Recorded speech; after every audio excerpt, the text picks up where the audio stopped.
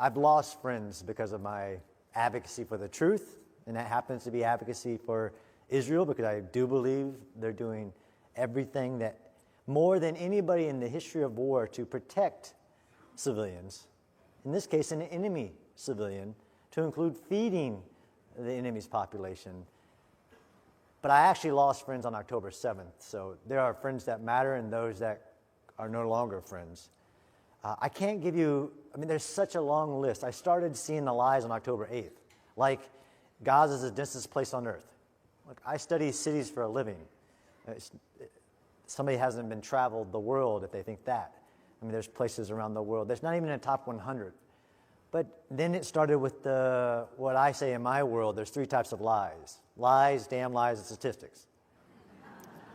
So I had to start, at first I fought fire with fire, like, look, if you want to go into numbers, I know where the bodies are hidden, literally.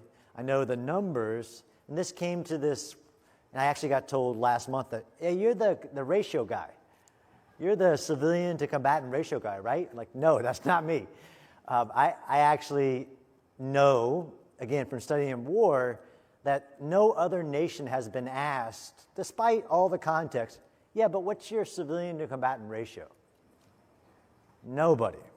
So this is where I've come to realize, although I have seen, and why I'm such a champion for the truth, is that I've seen anti-Semitism being cloaked in everything.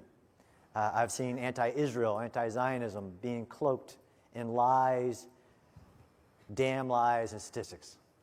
So the problem being, though, is that nobody knows what any of these numbers mean. And that's where you can take the number and make it whatever you want it to be. And that's another really fascinating book, but where figures don't lie, but liars sure do figure. So this is the number, no matter what it is, no matter who's giving the number, it means Israel is in the wrong. And I've seen this play out in reality, right? So Natan Sharansky's, first the double standard, delegitimize, demonize. I've seen that in spades. But I actually don't think this, what I write about, what I talk about is that this is crazy. This isn't a double standard. This is an Israeli standard in war. Like this question of what is your civilian to combatant ratio? This is what the law, redefining genocide, redefining war crimes, all of this stuff. And I'm standing in the door saying, no, that's not right. Because it is hard to quickly identify where the fact is in that kernel of truth, and then the inference, the correlation, the lie, the narrative. Where I have chosen to start fighting people online who aren't experts, and for some reason expert has become a bad thing, but where they're redefining words like morality. It's been crazy. To arm, I often get this question, like what's the short one-pager that I can arm myself with? There's so many variations of what's going on versus the reality of actually being there. And I actually also agree that a lot of people have these emotional, like you can't convince them otherwise, ideals about Israel and Gaza, although they've never been. They never looked across a field and seen Gaza.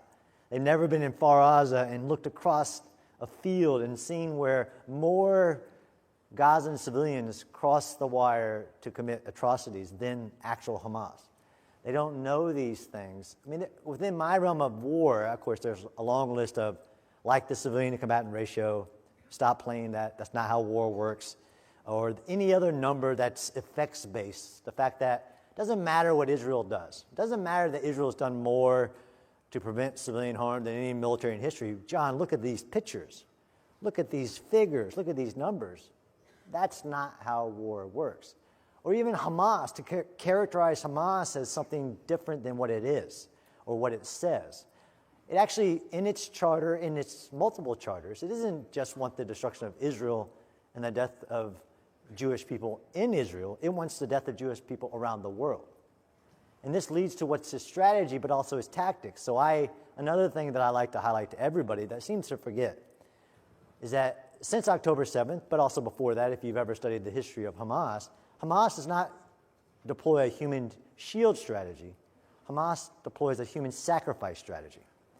Everything it's done in Gaza in its approach to destroying Israel and killing the Jewish people is to sacrifice its population.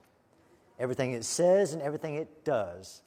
It built Gaza for war, billions of dollars, 400 miles of tunnels, and I also point out that that every of the 2 million people in Gaza, all of them could fit in Hamas's tunnels with ease. But not one of them is allowed because Hamas says and acts, it actually says this: I need the death of my women, children, elderly, all of them to achieve in the afterlife my goal. So that human shield versus human sacrifice strategy. But the list is so long of just straightforward, like, this is crazy. How are we turned into a world where the victim becomes the aggressor? Where no matter what the other side says, it doesn't matter. They have these ideals about what should happen. Just like the ceasefire now. Ceasefire now would be you want the war to continue forever. Just a cycle of violence. So I, as a war analyst, as a war researcher, that's what I do. So if I was to analyze how's the war going for both sides? Hamas no longer has a military.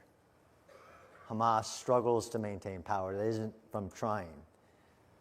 The strategy moving forward and actually understanding what came before, even since October 7th, is what has Israel been allowed to do? And from unfortunate statements like the correct number of civilian casualties in this war is 0. That was a call for Israel to be defeated, in my opinion. Don't go to Rafah, where the leadership is, where the hostages are. I understand that war is the pursuit of political goals. It's always fought in both an internal political environment, but an international and global political environment.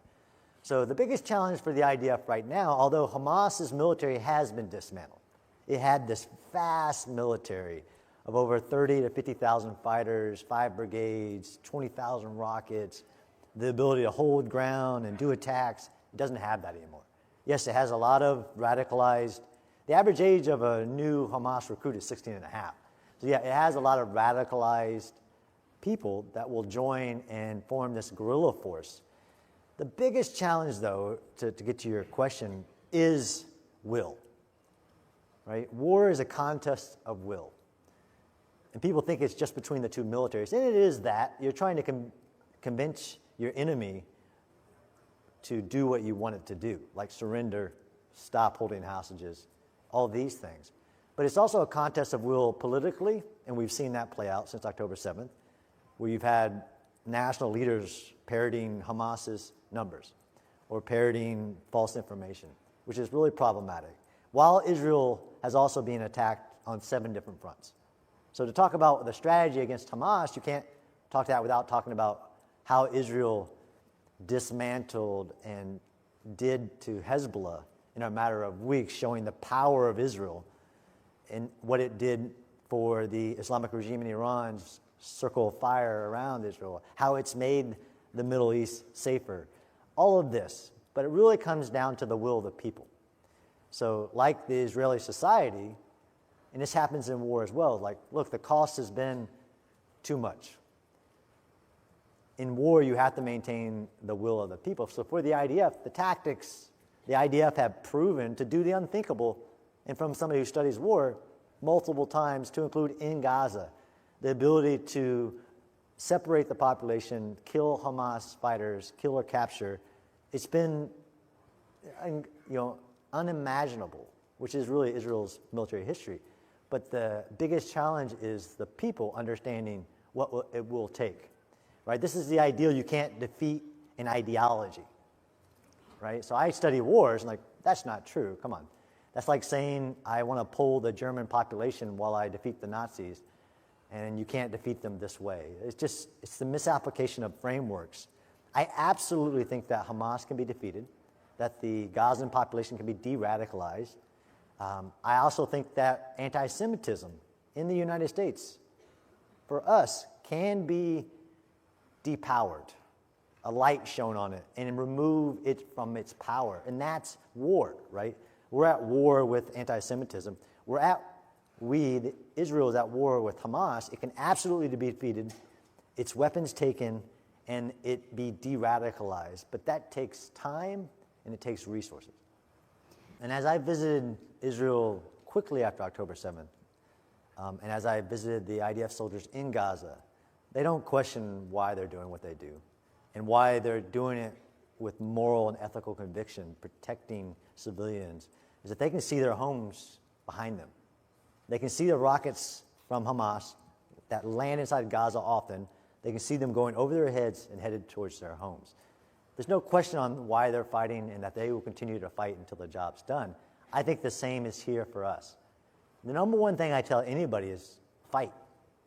We all have to fight. A single candle in the darkness can light a room.